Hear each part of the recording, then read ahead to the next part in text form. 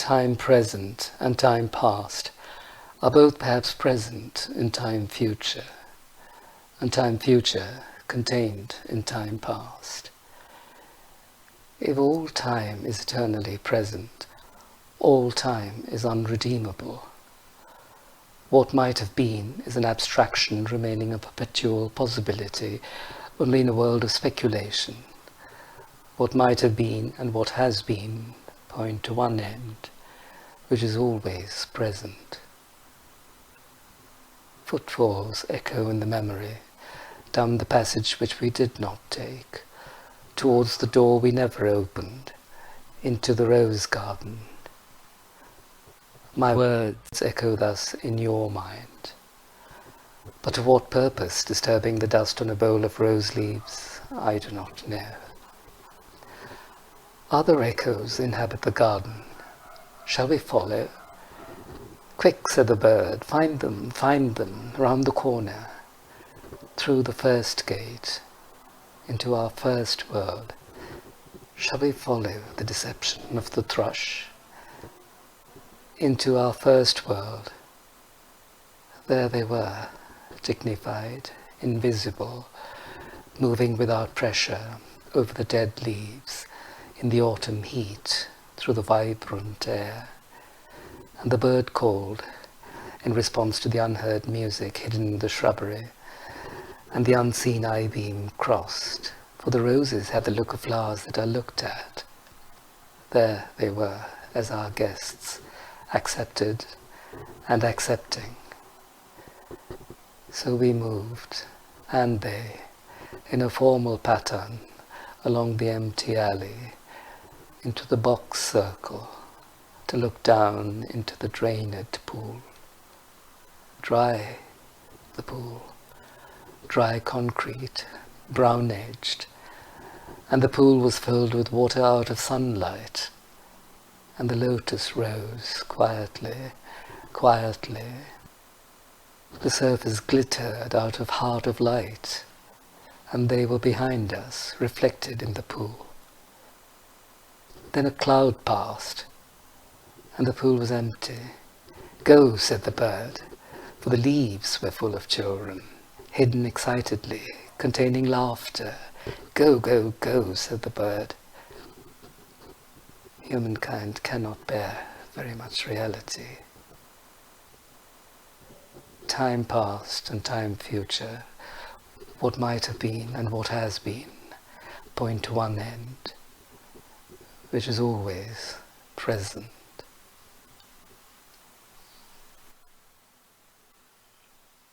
Garlic and sapphires in the mud clot the bedded axle-tree. The trilling wire in the blood sings below inveterate scars, appeasing long-forgotten wars. The dance along the artery, the circulation of the lymph, are figured in the drift of stars, ascend to summer in the tree. We move above the moving tree, in light upon the figured leaf, and here upon the sodden floor below, the boarhound and the boar pursue their pattern as before, but reconciled among the stars, at the still point of the turning world. Neither flesh nor fleshless, neither from nor towards, at the still point, there the dance is, but neither arrest nor movement, and do not call it fixity, where past and future are gathered. Neither movement from nor towards, neither ascent nor decline. Except for the point, the still point, there would be no dance, and there is only the dance.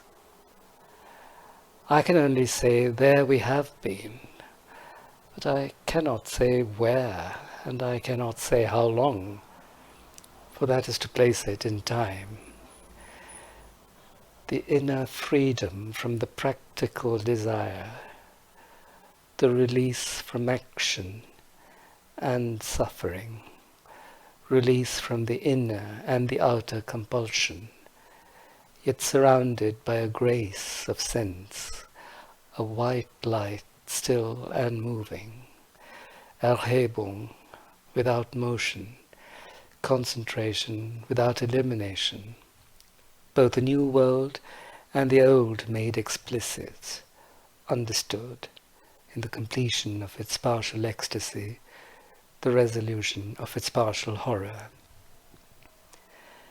Yet the enchainment of past and future, woven in the weakness of the changing body, protects mankind from heaven and damnation, which flesh cannot endure. Time past and time future allow but a little consciousness. To be conscious is not to be in time, but only in time can the moment in the rose garden, the moment in the arbour where the rain beat, the moment in the draughty church at Smokefall be remembered, involved with past and future. Only through time, time is conquered.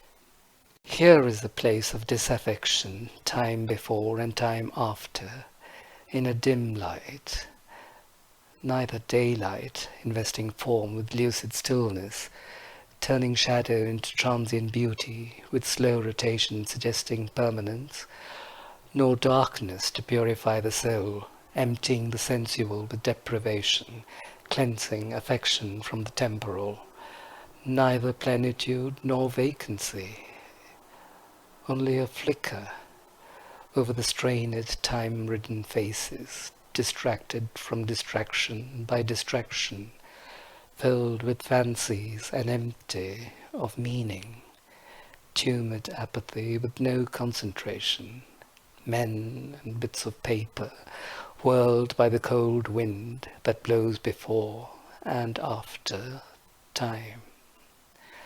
Wind in and out of unwholesome lungs, time before and time after, eructation of unhealthy souls into the faded air, the torpid, driven on the wind that sweeps the gloomy hills of London, Hampstead and Clerkenwell, Campden and Putney, Highgate, Primrose and Ludgate. Not here the darkness, in this twittering world. Descend lower. Descend only into the world of perpetual solitude. World not world, but that which is not world. Internal darkness. Deprivation and destitution of all property. Desiccation of the world of sense. Evacuation of the world of fancy. Inoperancy of the world of spirit. This is the one way. And the other is the same. Not in movement, but abstention from movement, while the world moves in appetency on its metalled ways of time past and time future.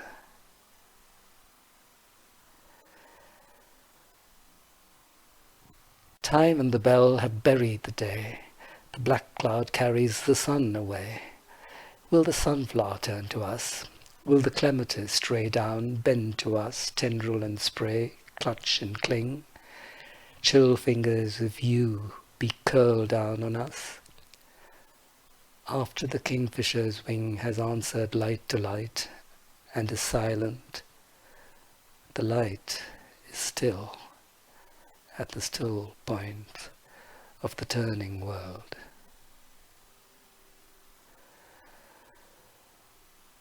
Words move, music moves, only in time, but that which is only living can only die.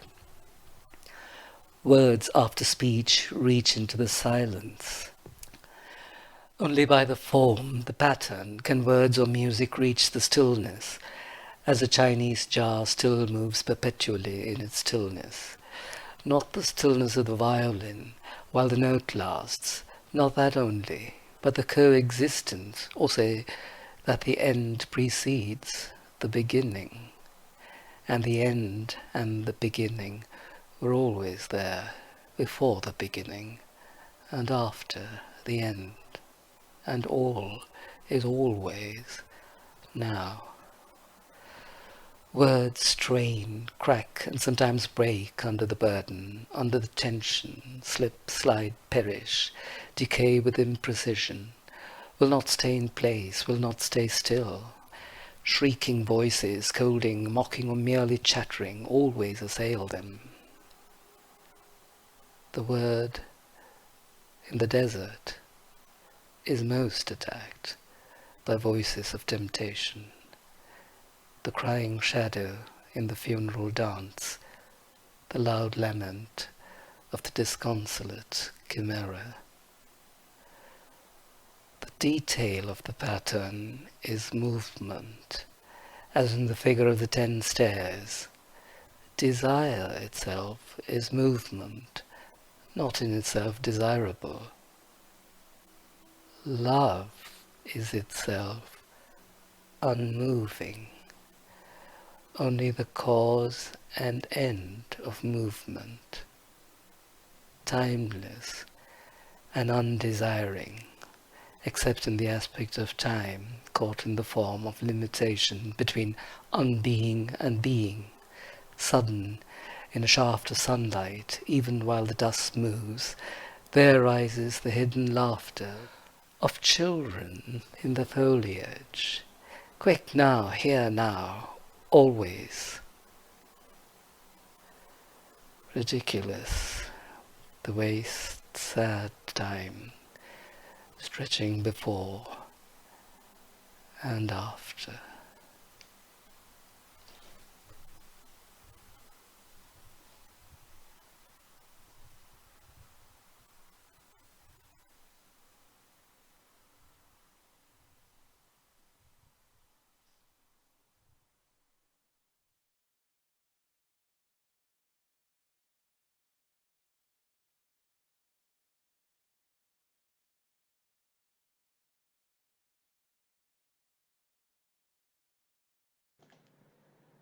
In my beginning is my end. In succession houses rise and fall, crumble, are extended, are removed, destroyed, restored, or in their place is an open field, or a factory, or a bypass. Old stone to new building, old timber to new fires, old fires to ashes, and ashes to the earth, which is already flesh, fur, and feces, bone of man and beast, cornstalk and leaf. Houses live and die. There is a time for building, and a time for living, and for generation, and a time for the wind to break the loosened pane, and to shake the wainscot where the field mouse trots, and to shake the tattered arras woven with a silent motto. In my beginning is my end. Now the light falls across the open field, leaving the deep lane shuttered with branches, dark in the afternoon, where you lean against a bank while a van passes, and the deep lane insists on the direction into the village, in the electric heat hypnotized. In a warm haze, the sultry light is absorbed, not refracted, by grey stone. The dahlias sleep in the empty silence, wait for the early owl. In that open field, if you do not come too close, if you do not come too close, on a summer midnight, you can hear the music of the weak pipe and the little drum, and see them dancing around the bonfire, the association of man and woman in dancing, signifying matrimony, a dignified and commodious sacrament. Two and two, necessary conjunction, holding each other by the hand or the arm, which betokeneth concord. Round and round the fire, leaping through the flames, or joined in circles, rustically solemn, or in rustic laughter, lifting heavy feet in clumsy shoes, earth feet, lone feet, lifted in country mirth, mirth of those long since under earth, nourishing the corn, keeping time, keeping the rhythm in their dancing, as in their living in the living seasons, the time of the seasons and the constellations, the time of milking and the time of harvest, the time of the coupling of man and woman, and that of beasts, feet rising and falling, eating and drinking, dung and death. Dawn points, and another day prepares for heat and silence. Out at sea the dawn wind wrinkles and slides. I am here or there or elsewhere in my beginning.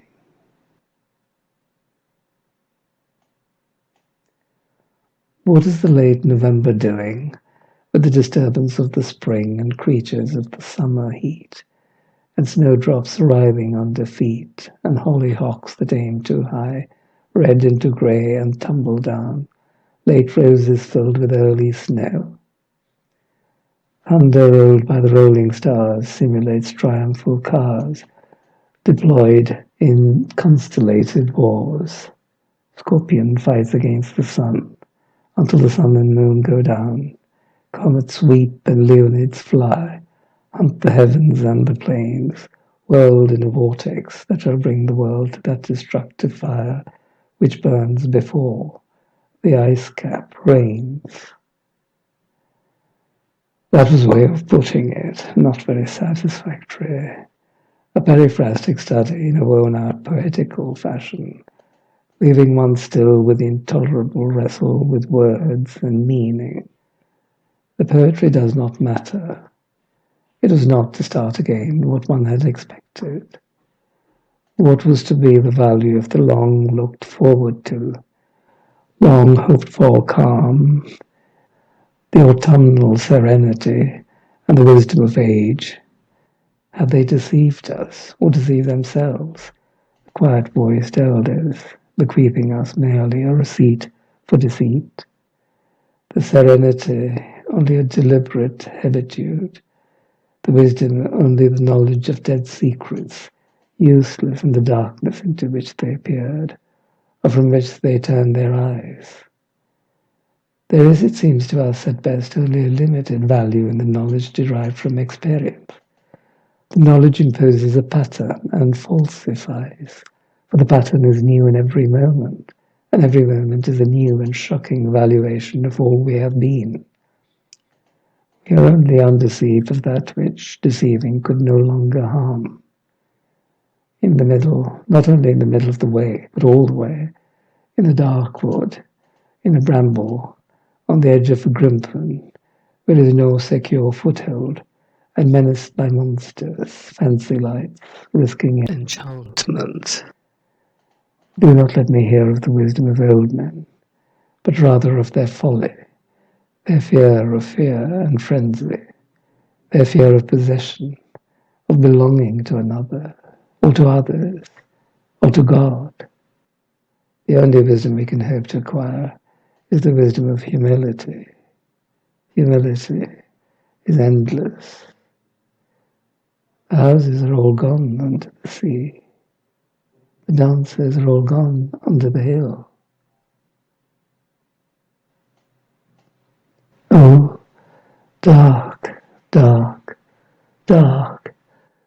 They all go into the dark, the vacant interstellar spaces, the vacant into the vacant.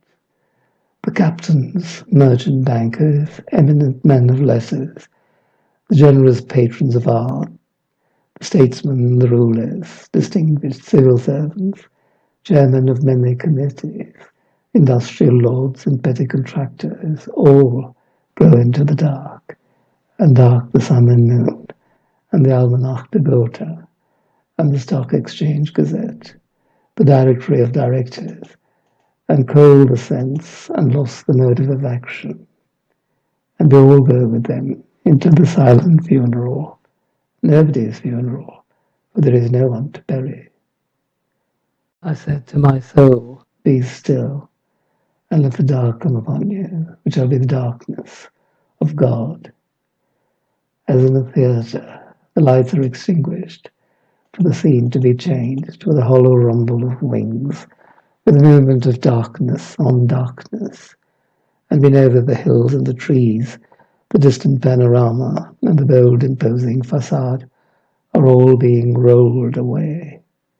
Or as when an underground train in the tube stops too long between stations, and the conversation rises and slowly fades into silence, and you see behind every face the mental emptiness deepen, leaving only the growing terror of nothing to think about. Or when, under ether, the mind is conscious, but conscious of nothing. I said to my soul, be still, and wait without hope, for hope would be hope for the wrong thing. Wait without love, for love would be love of the wrong thing. There is yet faith, but the faith and the love and the hope are all in the waiting. Wait without thought, for you are not ready for thought. So the darkness shall be the light, and the stillness the dancing, whisper of running streams in winter lightning, the wild thyme unseen, and the wild strawberry, the laughter in the garden, echoed ecstasy not lost, but requiring, pointing to the agony of death and birth. You say I'm repeating something I have said before. I shall say it again. Shall I say it again? In order to arrive there, to arrive where you are, to get from where you are not, you must go by a way wherein there is no ecstasy. In order to arrive at what you do not know, you must go by a way which is the way of ignorance. In order to possess what you do not possess, you must go by the way of dispossession. In order to arrive at what you are not, you must go through the way in which you are not. And what you do not know is the only thing you know. And what you own is what you do not own. And where you are is where you are not.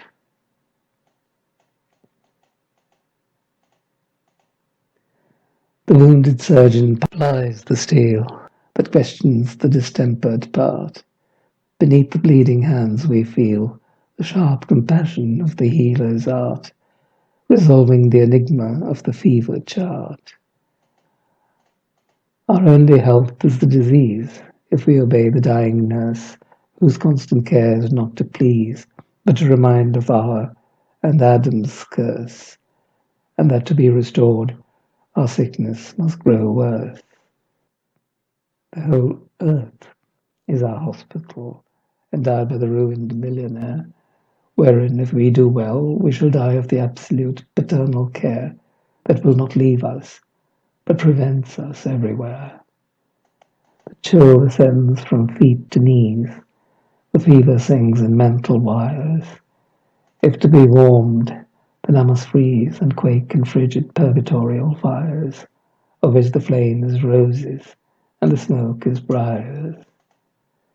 The dripping blood our only drink, the bloody flesh our only food, in spite of which we like to think that we are sound, substantial flesh and blood. Again, in spite of that, we call this Friday good. So here I am in the middle way, having had 20 years largely wasted, the years of l'entre-deux-guerres, trying to use words, and every attempt is a wholly new start, and a different kind of failure, because one has only learned to get the better of words for the thing one no longer has to say, or the way in which one is no longer disposed to say it. And so each venture is a new beginning, a raid on the inarticulate, with shabby equipment always deteriorating in the general mess of imprecision, of feeling, undisciplined squads of emotion. And what there is to conquer by strength and submission has already been discovered once or twice, or several times, by men whom one cannot hope to emulate. But there is no competition. There is only the fight to recover what has been lost and found and lost again and again, and now under conditions that seem unpropitious. But perhaps neither gain nor loss. For us there is only the trying. The rest is not our business. Home is where one starts from. As we grow older, the world becomes stranger, the pattern more complicated, of dead and living. Not the intense moment isolated, with no before and after, but a lifetime burning in every moment, and not the lifetime of one man only, but of old stones that cannot be deciphered. There is a time for the evening under starlight, a time for the evening under lamplight, the evening with the photograph album. Love is most nearly itself, when here and now cease to matter. Old men ought to be explorers. Here or there does not matter. We must be still and still moving into another intensity, for a further union, a deeper communion, through the dark, cold, and the empty desolation, the wave cry, the wind cry, the vast waters of the petrel and the porpoise. In my end is my beginning.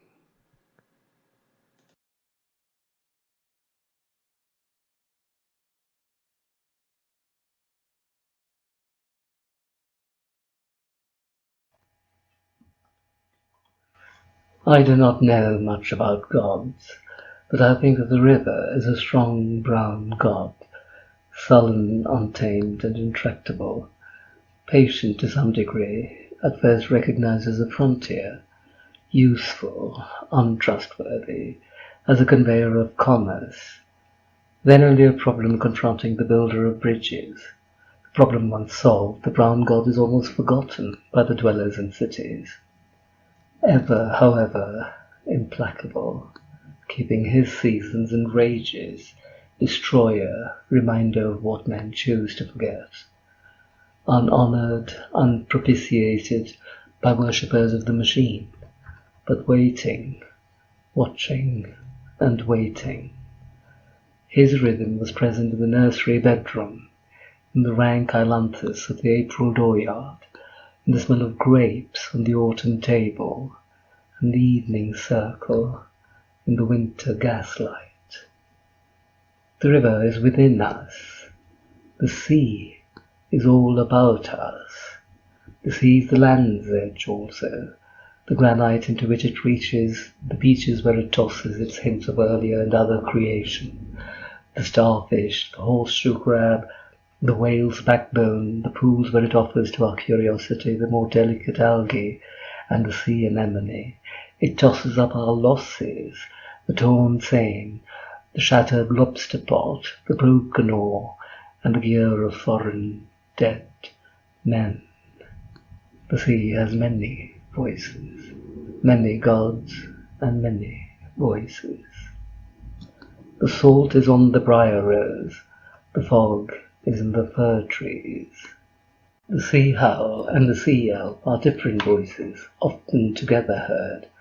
The whine and the rigging, the menace and caress of wave that breaks on water, the distant road and the granite teeth, and the wailing warning from the approaching headland, are all sea voices, and the heaving groaner rounded homewards, and the seagull, and under the oppression of the silent fog, the tolling bell, measures time, not our time, rung by the unhurried groundswell, a time older than the time of chronometers, older than time counted by anxious, worried women, lying awake, calculating the future, trying to unweave, unwind, unravel, and piece together the past and the future.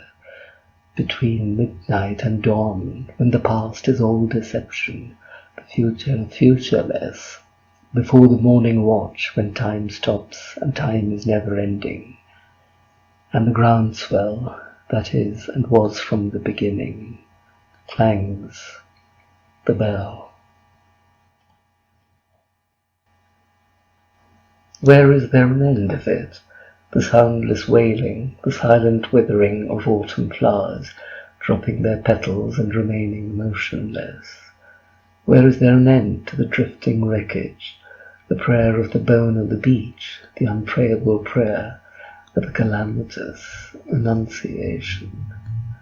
There is no end, but addition, the trailing consequence of further days and hours, while emotion takes to itself the emotionless years of living among the breakage of what was believed in as the most reliable, and therefore the fittest for renunciation. There is the final addition, the failing pride or resentment at failing powers, the unattached devotion which might pass for devotionless in a drifting boat with a slow leakage, the silent listening to the undeniable clamour of the bell of the last annunciation. Where is the end of them, the fisherman sailing into the wind's tail where the fog covers? We cannot think of a time that is oceanless, or of an ocean not littered with wastage, or of a future that is not liable, like the past, to have no destination. We have to think of them as forever bailing, setting and hauling, or the northeast lures over shallow banks unchanging and erosionless, or drawing their money, drying sails at dockage, not as making a trip that will be unpayable, or a haul that will not bear examination. There is no end of it, the voiceless wailing, no end to the withering of withered flowers, to the movement of pain that is painless and motionless, to the drift of the sea and the drifting wreckage, the bone's prayer to death, its God. Only the hardly, barely prayable prayer of the one annunciation. It seems as one becomes older that the past has another pattern, and ceases to be a mere sequence, or even development, the latter a partial fallacy encouraged by superficial notions of evolution, which becomes in the popular mind a means of discerning the past. Moments of happiness, not the sense of well-being, fruition, fulfillment, security, or affection, or even a very good dinner, but the sudden illumination.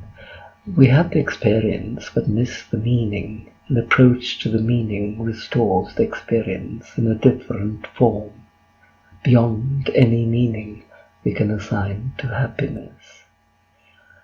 I have said before that the past experience revived in the meaning is not the experience of one life only, but of many generations, not forgetting something that is probably quite ineffable.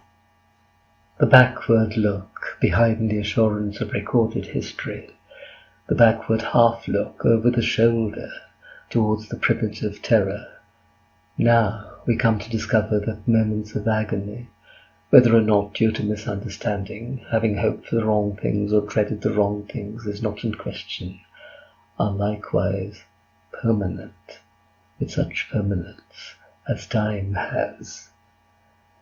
We appreciate this better in the agony of others, nearly experienced, involving ourselves, than in our own, for our own past is covered by the currents of action. The torment of others remains an experience unqualified, unworn by subsequent attrition.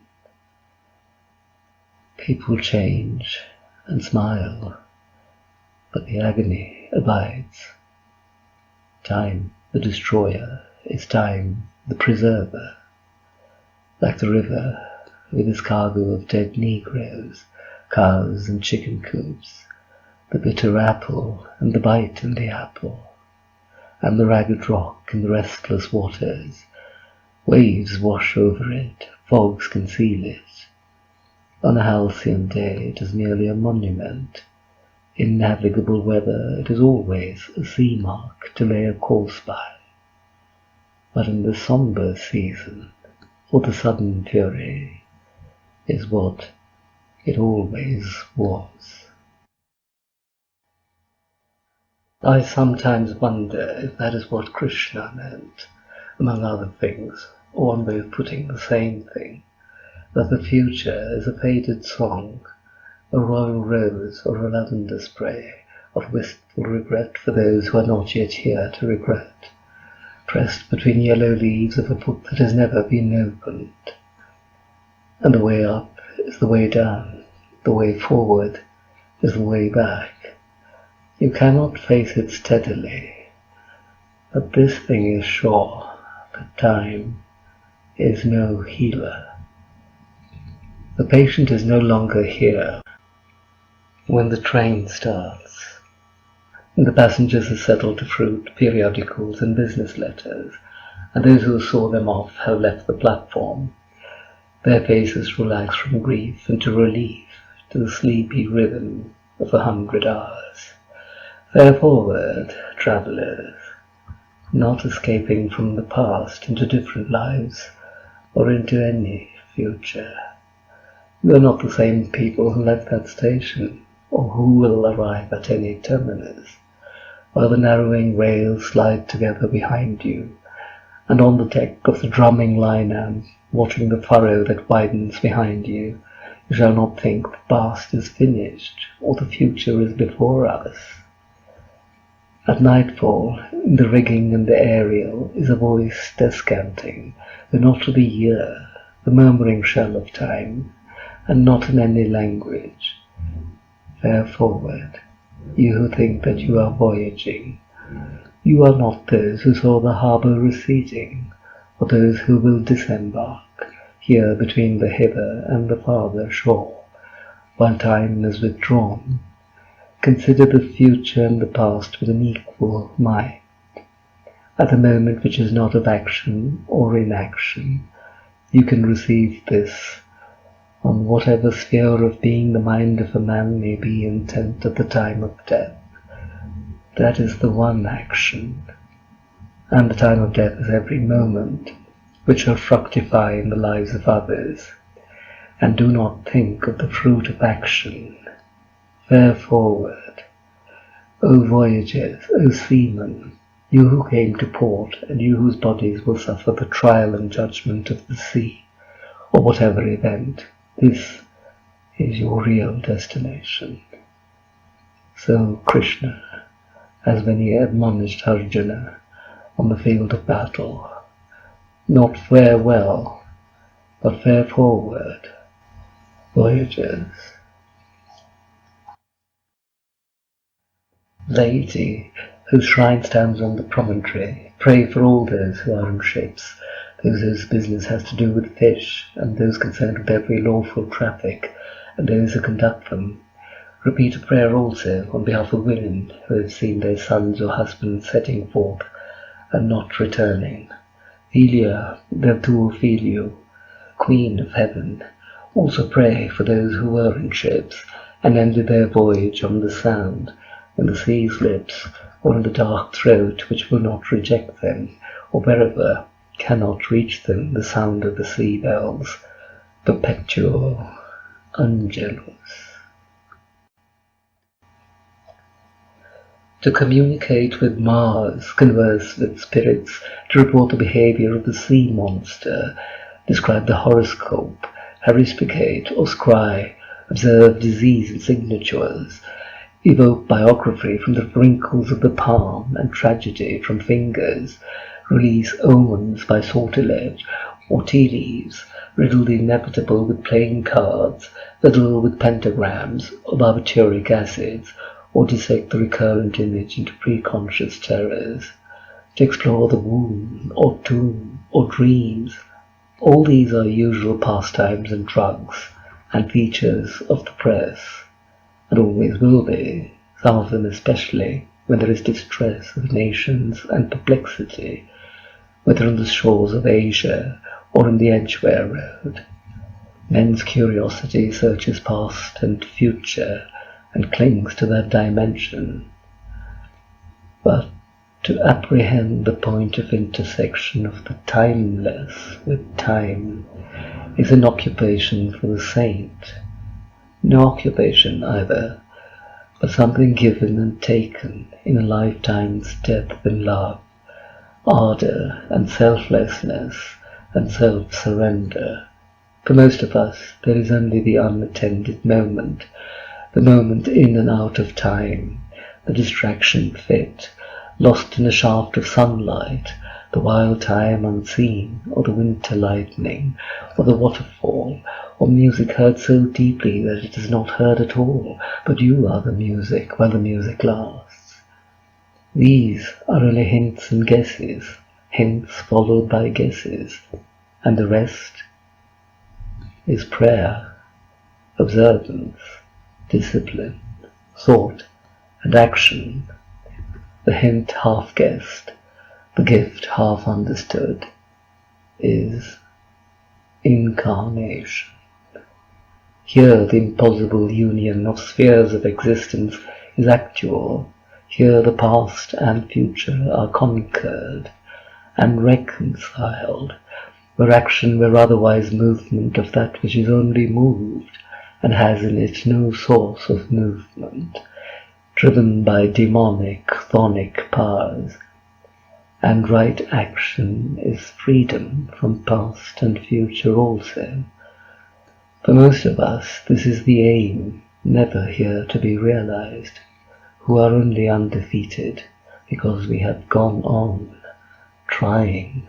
We, content at the last if our temporal reversion nourish, not too far from the yew tree, the life of significant soil.